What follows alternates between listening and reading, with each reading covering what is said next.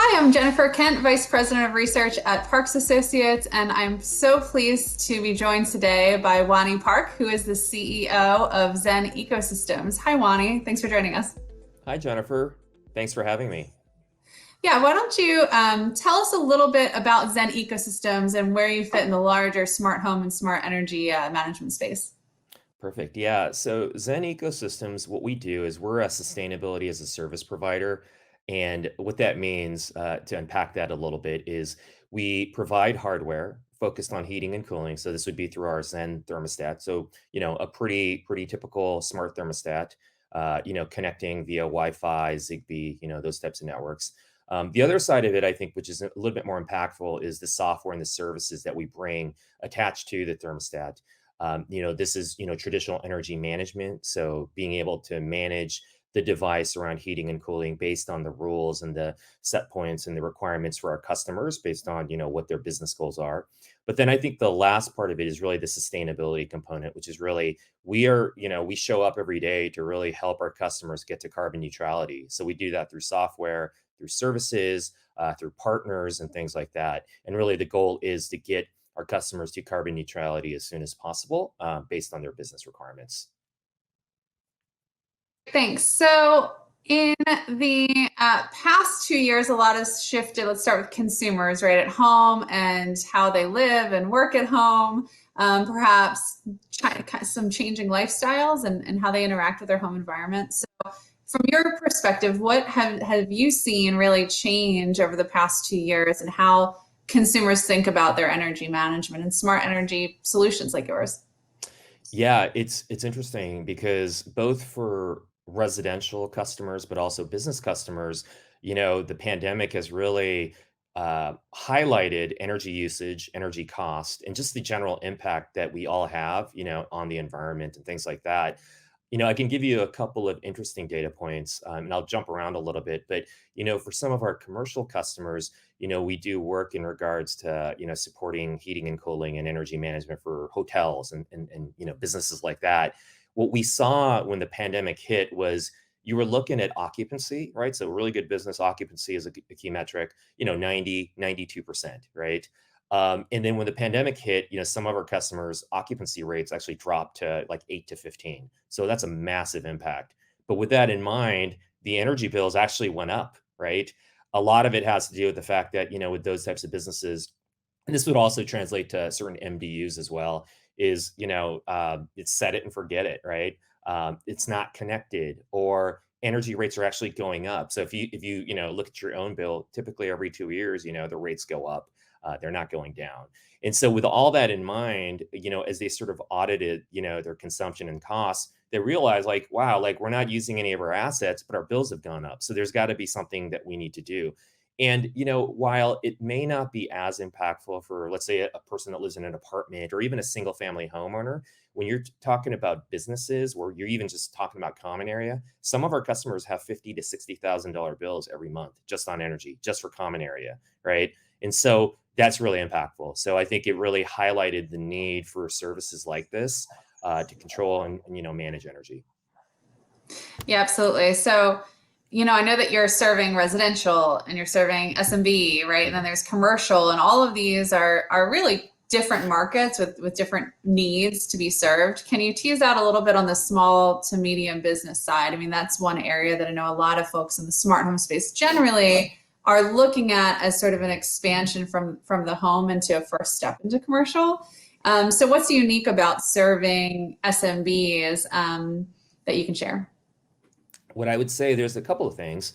I would say one is within SMB, I think the intent to be more sustainable, to control costs and energy usage, things like that, is absolutely, on the table. Now, the problem is that they don't have the budgets for like a massive CapEx expenditure.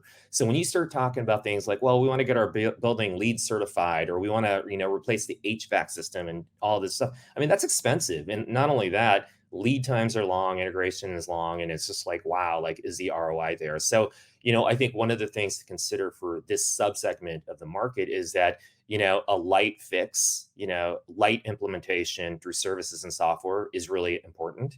That's one piece.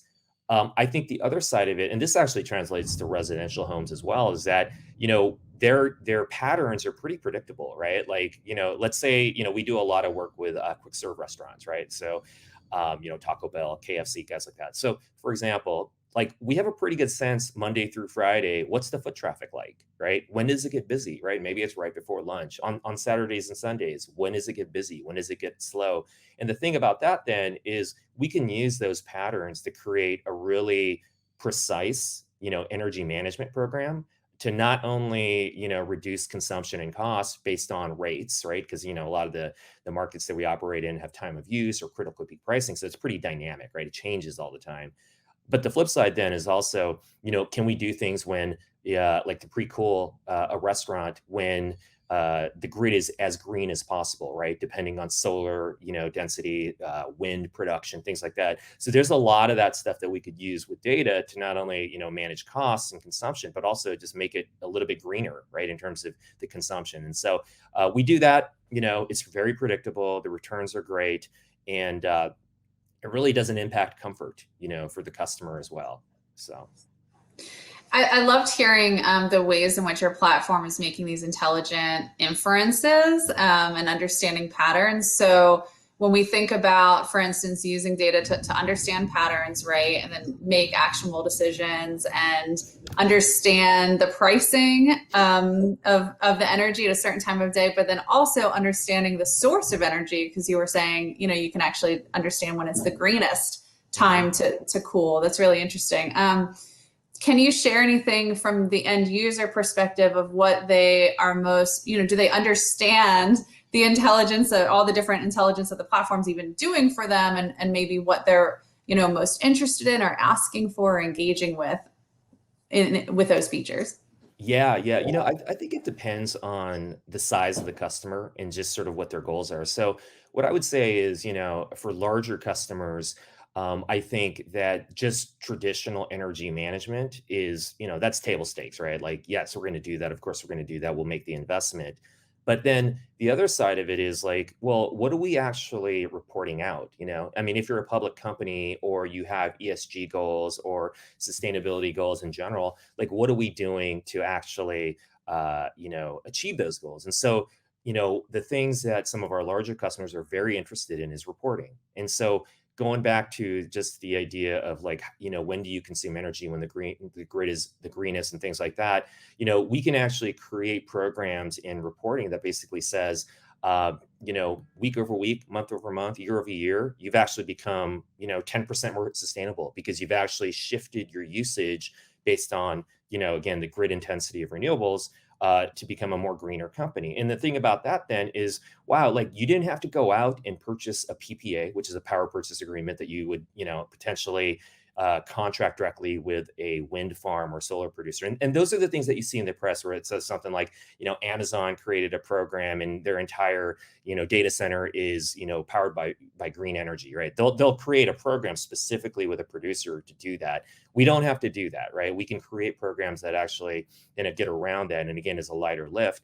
But the reporting is great, and then they take credit for it, right? Like because they've made the investment, they've changed their behavior to become cleaner, and we can deliver that, and it's all very much accountable because the work we've done on the utility grid side to get that data both in real time and day ahead helps us manage their sustainability goals. So that's been really important. I think, for residential customers, a little bit different, right? Because their impact is smaller. Oftentimes they don't have that full infrastructure, right? That they can do. So, they basically outsource it, right, to a smart thermostat company, or, there are utilities and energy providers that create really nice clean energy products that they opt into, right? And they're voting with their dollars. I would say there's more of that coming, but it's still pretty nascent, right? A lot of people don't know that they have that choice. So, but a lot of work to do there. Yeah, no, I love that, all that insight there. Now, you're talking a lot about sustainability goals, right? And interest in renewables and environmental concerns. Our research and a lot of research tends to show that traditionally the first driver or motivator for smart energy solutions has been cost reduction, energy consumption reduction, really focus on And there's just maybe a smaller sub segment that are really motivated by the sustainability goals. Is that shifting? Is that changing? I don't think so. I think, it's like that's the bait, right? Free swag, cost reduction or incentives, right? There's a lot of incentives.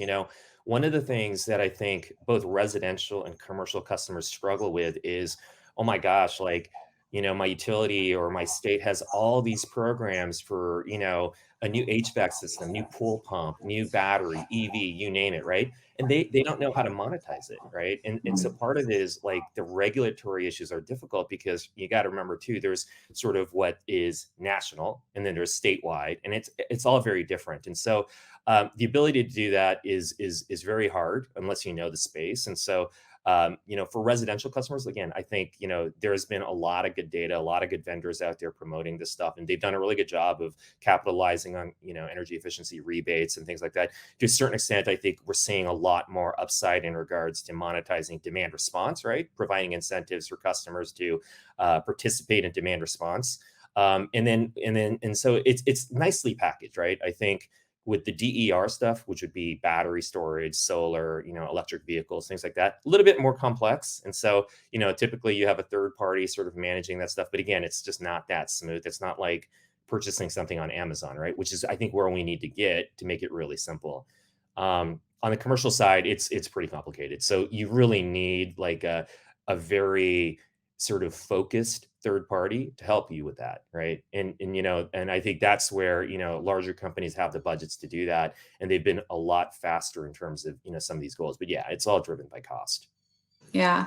I'm glad that you brought up demand response and DERs, right? So demand response is really interesting that obviously a lot of programs are off the ground now, right? We have an installed base of smart thermostats such that, they can have an impact, right? And utilities can make DR calls when needed. And consumers are just getting to this level of awareness of what these programs really are, right? You had innovators that maybe signed up and understood it, and then other folks coming on maybe because they got a free thermostat with it, right? Right. Or there's some rebate, and there's still a lot of education to be done, and maybe a little bit of pushback of, oh, this program controlled something that I didn't really understand it was going to control. From your perspective, where are we at with DR programs, and do SMBs and commercial clients of yours understand how DR works, and are they interested in participating in that, or do they have any of the same control concerns that consumers do? Yeah. I think, regarding demand response, I think we have to take a little bit of a step back because, my perspective on it, just having been in the business for, gosh, 15, 20 years around DR is that, people, whether it's a residential customer or a business, look at DR as energy efficiency or curtailment, right? Like reducing usage. And I guess technically it is, but the way that, the public utility commissions, as well as FERC, look at demand response is that it is equivalent as a form of generation. So from a regulatory perspective, DR is no different than firing up a coal power plant or setting up a wind farm, right? I mean, they look at it as generation. So the way it's treated, both in terms of financially, but also just reporting an impact, it's a form of generation. And in fact, it's the cleanest form of generation because it goes back to reducing usage, and especially if you're reducing usage when the alternative is firing up a peaker plant, then it's really fantastic, right? So I think that's one thing that people don't realize, right? So whether you're a business or a customer, when you have a DR event, you have to look at it technically or from a regulatory perspective as it's a form of generation. So with that in mind, when you participate in a DR event as a homeowner or business, you have to look at it like I am equivalent to a utility that's generating power, and I will be paid for that. Now, it's not that simple and direct because you have middlemen that actually broker the deals, aggregators and stuff like that. So everyone takes a cut. But, with that in mind, what you are is a generator and you're going to get paid for that. And so if you take that mindset as a homeowner or a business, what that means is like my asset, my home, my car, my battery, whatever it is, like it's a form of revenue. Like I can generate revenue off of this. So how do I get to that point? And this is where I think it sort of breaks down and it gets a little bit more difficult. To your point, Jennifer, in regards to education, I don't think it's there, right? People don't realize, and they sort of look at it like, oh gosh, like, I'm going to be hot. It's going to be hot on Friday, and like, I don't want to deal with that, or and I see utilities saying, hey, like a great form of DR is go outside and barbecue, right? I mean, it's like that's ridiculous, right? Look at it differently. It's like, this is your asset, this is your business, monetize it, Airbnb your energy, right? And so I think that's where we need to get, and I don't think we're there yet. Yeah, I think that's really smart messaging. It's really speaking to end users, right? So they understand, and maybe alongside other innovative ways of thinking about technology in their home, right? That, to your point, Airbnb or energy, I think would hit home a whole lot better than some of the messaging around demand response. It can be very technical and almost like for engineers, right? Yeah, yeah, So yeah. that's fantastic. So let's end here. Can you give us an idea of what your really vision of the future is, right? Where do you see this over the next 2 to 3 years, developing for smart energy management? Yeah, it's, my perspective is a little bit different from sort of like the pragmatic, load curtailment and energy management and stuff like that. I sort of look at it like this, especially with what's happening with the Biden administration and just sort of the support and funding for clean energy and infrastructure, things like that. I sort of look at it like this. I mean, very simply, I think we can all agree that everything is getting electrified, right? Whether it's transportation, your home, your business, things like that. We see it everywhere, bicycles and scooters and stuff like that. But I think the thing about that fundamentally is that, energy itself is turning into a currency, right? It's getting more expensive. It's something you could trade. You can generate RECs, and trade and sell and monetize these things. You could do DR and monetize your home. And so what I sort of see is that, like, energy itself, power is a currency, right? And it's tradable and it's usable and it's like transferable. And so, I think with that in mind, smart home and connected devices and technologies have to sort of account for or take energy a little bit more seriously as a currency. And if you do that, what ends up happening is that because it's transferable, interoperability, things like Matter and other standards and things like that become much more significant, right? Versus just being a spec. Then I think the other side of it then is, if energy is a currency and it's transferable, then all the things that you speak to around interoperability and vendors working together across platforms become more realistic because customers are moving, right? They're jumping around in terms of the applications. And so, I think that's what we need to do, is that, like, if we can agree that that's happening and there's a way to sort of, again, turn it into a currency, and it's a financial device, then all the other things will sort of fall in place. Because that's really what's been missing, is just like, why would we do this, right? Why does Matter matter, right? and why does interoperability matter? And I think that's where, we need to get. And I think we're getting there, because there's so many applications around that. That's such an exciting look at the future, and really, I think a new look at thinking about what interoperability can mean and sort of monetizing interoperability from the homeowners or the resident users perspective. So thanks for that. Well, Wannie Park, CEO of Zen Ecosystems, thank you so much for joining us today and sharing your thoughts on the state and future of smart energy management. Absolutely. Thanks, Jennifer. Appreciate it very much.